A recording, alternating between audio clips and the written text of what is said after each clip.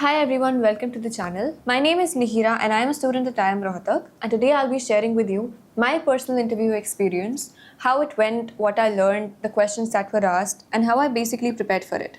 So if you're preparing for the IPMAT or any other IIM interview, this one is for you. Apart from that, I'll be sharing a series of such videos and I'll talk about the other interview experiences that I've had. So a little context before we jump on to the questions. I was preparing for IPMAT on my own, basically just strategy, consistency, and a lot of YouTube videos like this one. So when I finally got the call from IIM Rohtak, it was an extraordinary moment for me, and I knew that cracking the test was just the first step. The final one, the real game, was the interview.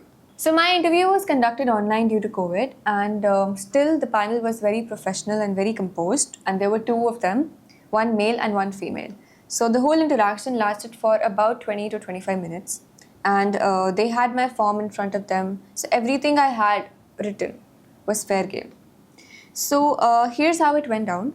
So when I first entered the interview room, I greeted them, and after that they asked me to show two of my certificates.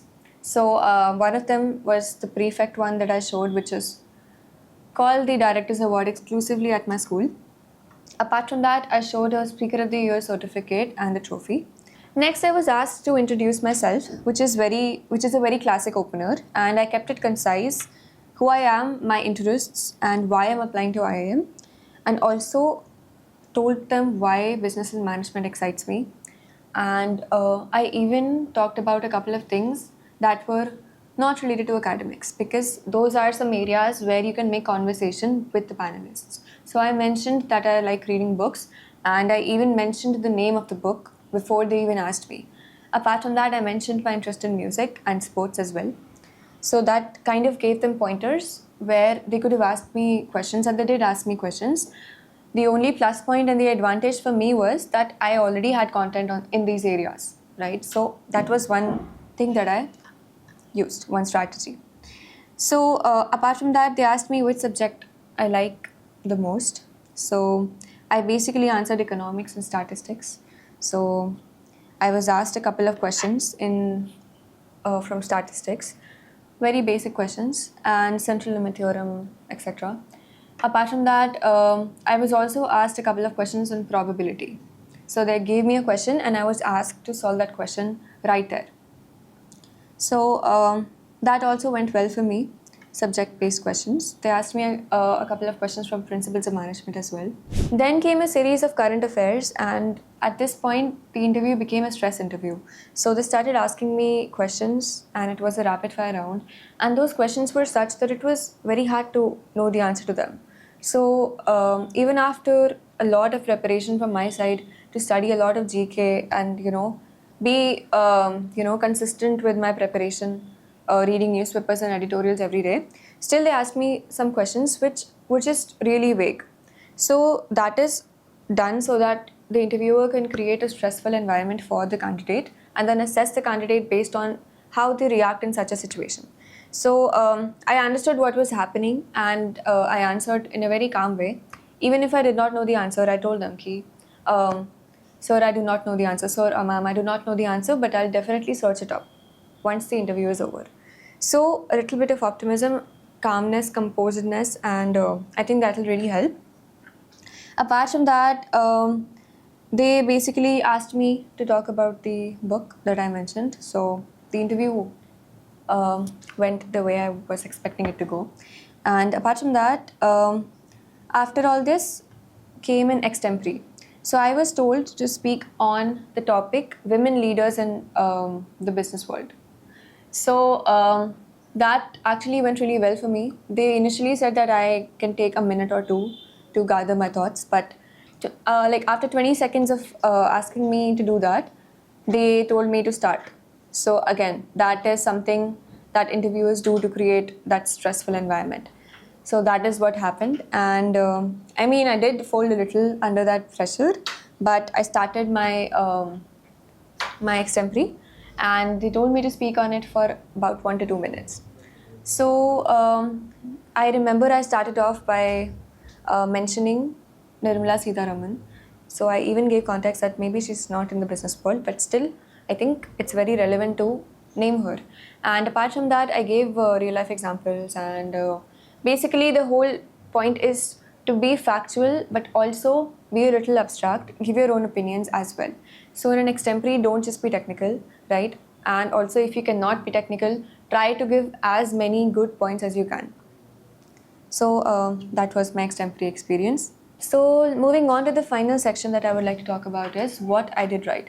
So I think the first point was that I stayed very calm, and even if the interview was becoming a stress interview at one point, I did not lose my confidence. Apart from that, I had prepared current affairs like a ritual, right? Every morning, reading newspapers, editorials. So that is something that is must. Even if you cannot, read newspapers every day, go for probably news reading apps or even YouTube channels, because a lot of YouTube channels are actually giving current affairs on a daily basis. I personally used World Affairs. Next is that I had practiced answers, especially to questions like why BBA, why IPM, why IIM Rohtak, and just general questions, introduce yourself. So I had prepared, but make sure that you don't sound robotic when you answer these questions. Don't make it boring, add some spice. So most importantly, I think I was authentic, and the answers I gave, I actually knew what I was talking about, and I did not just, go on speaking whatever comes to my mind, or, any kind of random stuff. But it was all based on the things that I knew and based on my own experiences, my own story.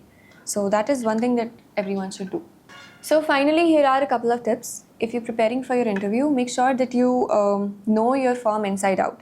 So whatever your submissions that you made in your application or in your, any kind of extracurriculars that you talked about, make sure that you know about it, because they will ask.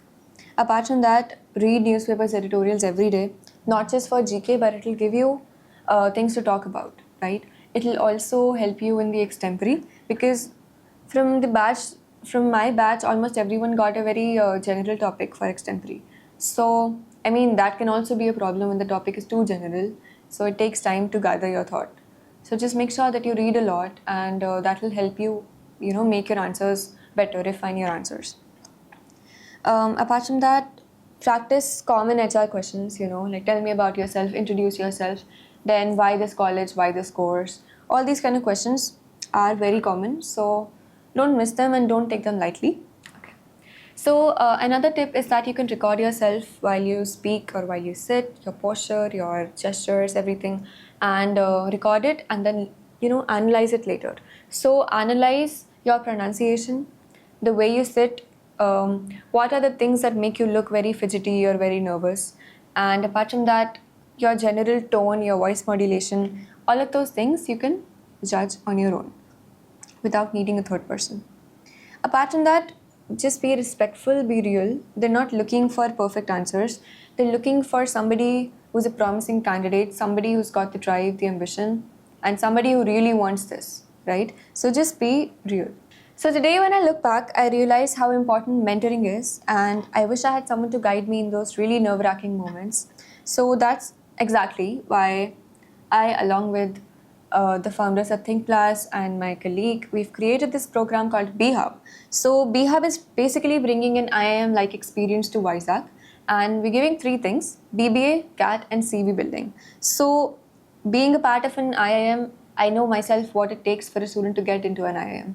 So that's why we made this program, because we want the students with ambition and drive to not settle for, lower quality education and go for a more premium class BBA.